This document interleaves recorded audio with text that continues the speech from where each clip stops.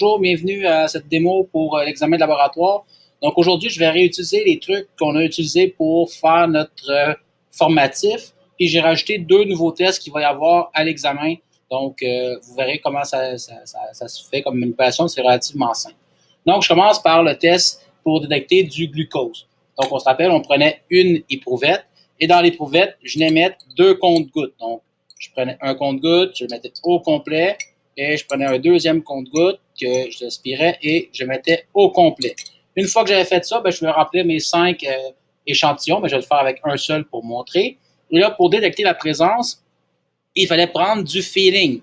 Donc, le feeling, c'est une liqueur qui se fait en deux déclinaisons, le A et le B. Et on prenait à ce moment-là un compte-gouttes complet de feeling. Donc, je vais mettre un compte-gouttes de A à l'intérieur et je vais mettre un compte-gouttes de feeling B à l'intérieur également.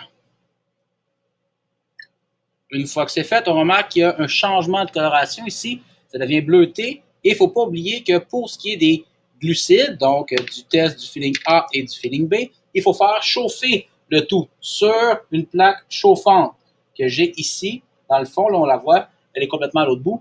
Donc, je le mettais à l'intérieur. Je le mettais pendant 1 minute. Okay? J'oubliais pas, évidemment, d'ajouter au début. Donc là, on le laisse là pendant 1 minute. Après ça, pendant ce temps-là, je vais faire, vu que mon eau n'est pas encore tout à fait chaude, mais à l'examen, elle sera, je vais faire le test qui détectait la présence de protéines. Pour faire les protéines, dans le fond, ce qu'on prenait, c'est encore une fois une éprouvette vide, deux comptes-gouttes de l'échantillon qui est à tester. Donc, je prenais deux comptes-gouttes au complet. Une fois que j'avais pris ça, je venais utiliser le réactif de Biuret ici. Et lui, je venais prendre 7 gouttes. Donc, à ce moment-là, je prends 7 gouttes. Donc, j'en mets dans mon truc et j'en fais tomber 7 gouttes. 7. Une fois que j'ai ça, j'agitais. OK. Et là, on venait voir s'il y avait eu un changement de couleur. Et ici, on voit bien le changement de couleur entre la partie initiale qui est vraiment bleue, OK, et la partie finale qui est beaucoup plus mauve, si je le mets sur un fond blanc.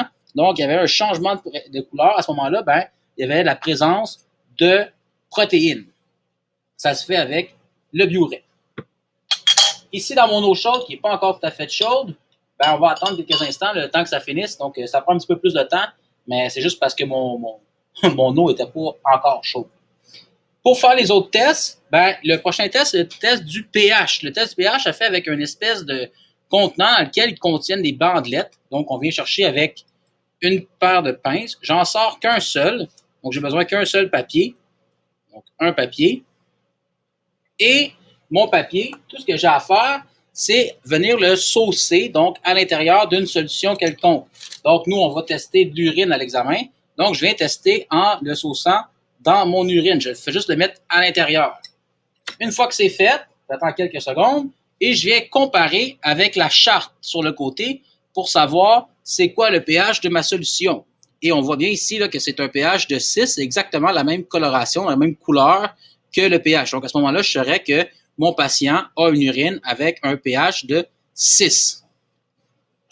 Donc, ça, c'est le test du papier pH.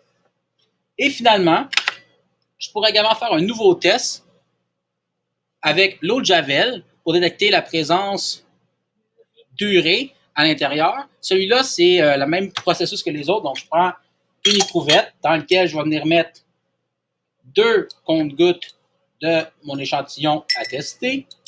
Une fois que j'ai mis ces 2 comptes-gouttes-là, je vais venir mettre de l'eau de Javel, une vingtaine de gouttes à l'intérieur. Donc, je vais mettre 20 gouttes, c'est l'équivalent de 2 comptes-gouttes, 20 gouttes, là.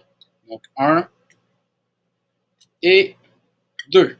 Si il y avait présence d'urée à l'intérieur, j'aurais de l'effervescence. On verrait des petites bulles se former à l'intérieur. Et ici, on ne voit absolument rien, donc aucune bulle. Ça veut dire qu'il n'y aura pas de présence d'urée à l'intérieur de mon urine.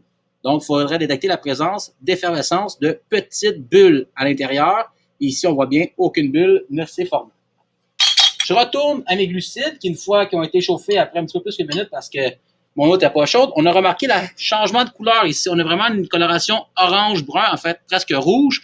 Et ce changement de couleur-là, qui est typique à la présence de glucides, nous indique la présence de sucre dans notre échantillon. Donc, c'est la façon de faire. On cherche une coloration qui est orange-brun. Donc, j'espère que ça vous a aidé pour vous rafraîchir la mémoire pour l'examen. C'était les différentes manipulations qu'il y a à faire durant l'épreuve 8. Non, les élèves s'attendent. Oui, c'est ça.